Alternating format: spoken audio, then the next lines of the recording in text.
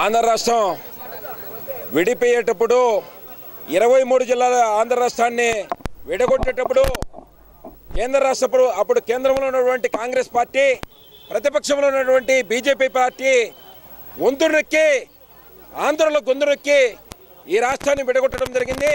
విడగొట్టేటప్పుడు ప్రత్యేక హోదా ఈ రాష్ట్రానికి కల్పిస్తాం, ప్రత్యేక నిధులు ఏర్పాటు చేస్తాం అని చెప్పి కల్లిబుల్లి మాటలు చెప్పి ప్రస్తుత కేంద్ర మంత్రి పక్క జిల్లావాసి నెల్లూరు జిల్లావాసి అయినటువంటి వెంకయ్యనాయుడు గారు ఈరోజు మాట మార్చి అధిక నిధులు ఇస్తాం, ఈ రాష్ట్రాన్ని నిధులు ఇస్తామని పక్కదోవ పట్టిస్తున్నారు.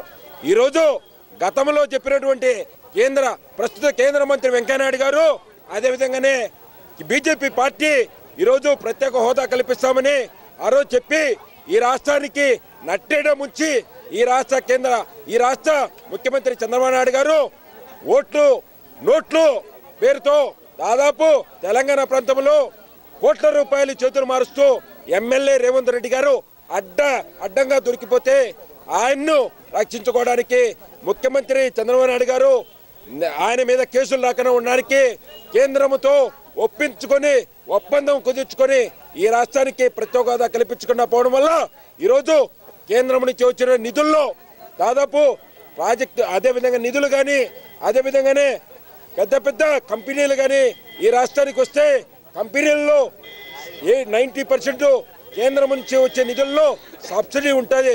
విద్యార్థులు చదువుకునేదానికి పెద్ద ఫెసిలిటీస్ ఏర్పాటు చేసేదానికి స్కోప్ ఉంటుంది.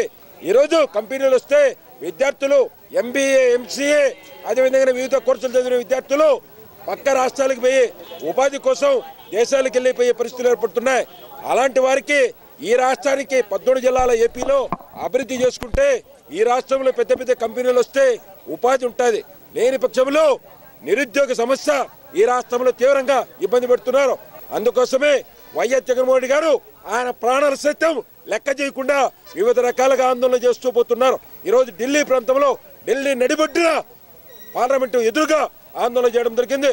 అదేవిధంగానే ఈరోజు వివిధ రకాలుగా ఆందోళన చేస్తూ గత 3 రోజుల నుంచి గుంటూరులో ఆమరణ నిరాదీక్ష ప్రాణాలు సైతం లెక్క చేయకుండా విద్యార్థుల భవిష్యత్తు కోసం, ఈ రాష్ట్ర భవిష్యత్తు కోసం రైతాంగానికి తీవ్రంగా అన్యాయం చేస్తున్నారు కాబట్టి, ఇబ్బంది పెడుతున్నారు కాబట్టి ఈ రాష్ట్రానికి ప్రత్యేక హోదా కావాలనే ఉద్దేశంతో ఆయన ప్రాణాలు సైతం లెక్క చేయకుండా వైఎస్ జగన్మోహన్ రెడ్డి గారు చేస్తున్న ఉద్యమానికి విద్యార్థులు కానీ, పుర ప్రజలు కానీ, రైతాంగులు కానీ, స్వచ్ఛందంగా వైఎస్ఆర్ కాంగ్రెస్ పార్టీ శ్రేణులు కానీ ముందుకొచ్చి ఈ ఉద్యమాన్ని ఉరెత్తిన బయటికి తీసుకుపోయి భవిష్యత్తులో ఈ ఉద్యమాన్ని కేంద్రం అనే రాష్ట్రాన్ని కానీ దించి ఈ రాష్ట్రానికి ప్రత్యేక హోదా కల్పించుకునే వరకు ఈ ఉద్యమాన్ని ఆపే ప్రసక్తే లేదు.